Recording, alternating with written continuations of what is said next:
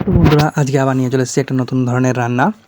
তো প্রথমেই আমরা দেখতে পাচ্ছি সাদা তেল দিয়ে রেখেছি, সেই সাদা তেলের মধ্যে দিয়ে দিচ্ছেন আলু একটু বড় বড় করে। তো রান্নার শেষ অবধি দেখুন, সবাই বুঝতে পারবেন, কারণ নতুন ধরনের রান্না মানেই বুঝতে পারা যাচ্ছে যে নতুন কিছু একটা হবে।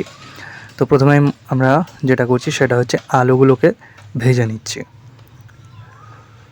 তো আলুর সাথে সাথে আর একটা জিনিস আমরা ভেজে নেব, সেটা পাশে আছে দেখতে পাচ্ছেন। তো বলেই দিই, তো এটা হলো গাছ পাঁঠা। গাছ পাঁঠা বা এঁচোড় সবাই জানি, এঁচোড়কে সবাই বলে গাছ পাঁঠা। তো আজকেই রান্না হচ্ছে এঁচোড় এবং আলুর কোরমা। তো কীভাবে রান্না হচ্ছে সেটা আমরা পুরোটা দেখানোর চেষ্টা করছি। ভালোভাবে দেখবেন, রান্না করবেন, খাবেন এবং পরে জানাবেন যে কেমন হয়েছে। তো প্রথমে আমরা আলুগুলোকে ভেজে নিয়েছি, এবারে আস্তে আস্তে এঁচোড়গুলোকে যেগুলো আছে সেগুলোকে আমরা ভেজে নেব। তো এঁচোড় ভাজার আগের যে স্টেপটা ছিল সেটা আমরা বলে দিচ্ছি, দেখানো হয়নি। তো প্রথমে নুন এবং একটু হলুদ দিয়ে সেগুলোকে হালকা সেদ্ধ করে নিতে পারেন। তো আমাদের এঁচোড় এবং আলু ভাজা হয়ে গেছে, তো এঁচোড়গুলো তুলে নিচ্ছেন। তো এঁচোড় এবং আলুগুলো ভাজার পরে সেগুলো একটা জায়গায় তুলে নিয়ে আর রেখে দিয়ে বাকি যে তেলটা থাকবে ওই তেলেই বাকি জিনিসটা হয়ে যাবে।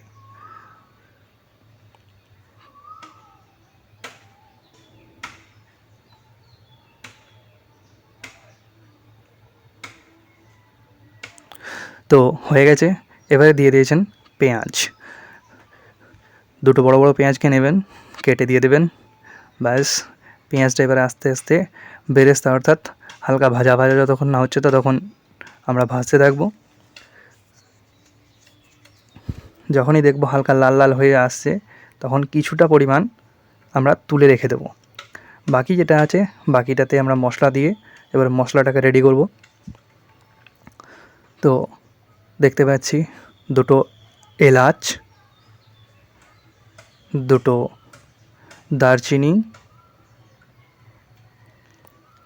দিয়ে দেওয়া হলো, দুটো দারচিনি দিয়ে দেওয়া হলো। এরপরে দুটো তেজপাতা দিয়ে দেওয়ার পরে খানিকটা নাড়ে নেওয়ার পরে এবারে মশলা যেগুলো আছে সেই মশলাপাতি আমরা দিয়ে দেবো।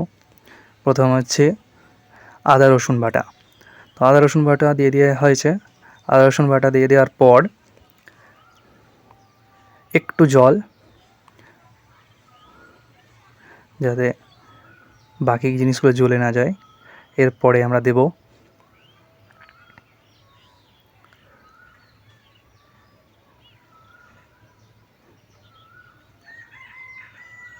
আরও একটু জল দিয়ে দিলেন। তো এরপরে দিচ্ছি আমরা পাউডার দুধ। তো প্রথমেই বলেছি কোরমা রান্না হচ্ছে, তো পাউডার দুধ দিয়ে দিয়েছেন। তো পাউডার দুধ দিলেই রঙটা কত সুন্দর একটা এসে গেছে। তো এরপরে যেটা হবে, মশলার যেগুলো আছে সেগুলো আমরা দেবো মশলাপাতি। সেই মশলাপাতির মধ্যে রয়েছে জিরে ভাজা গুঁড়ো,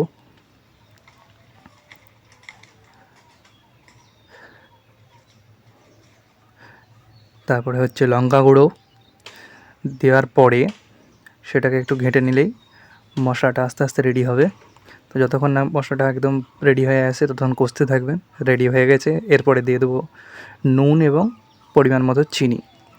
তো নুন এবং চিনি দিয়ে দেওয়া হলো। তো আস্তে আস্তে একটু মশলাটা নেড়ে নেবো যাতে চিনিগুলো গলে যায়। তো এরপর যে আলু এবং এঁচোড় অর্থাৎ গাছ পাঁঠা আমরা ভেজে রেখেছি সেগুলো দিয়ে দেব। তো আগে মশলাটা পুরোটা রেডি হয়ে যাক।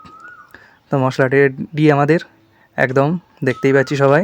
তো এরপরে আস্তে আস্তে পুরোটা দিয়ে দেবো। দেওয়ার পরে মশলাটা যাতে পুরোটাই হয়ে যায় সেটার জন্য একটু নাড়ানাড়ি করে নিতে হবে, মাখা হয়ে যায়। তো পুরোটাই মাখা হয়ে গেছে।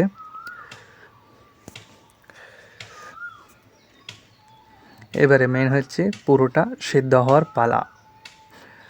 তো দেখতেই পাচ্ছি যে মশলাটা পুরোটা নাড়া হয়ে গেছে, পুরো মাখা মাখা হয়ে গেছে।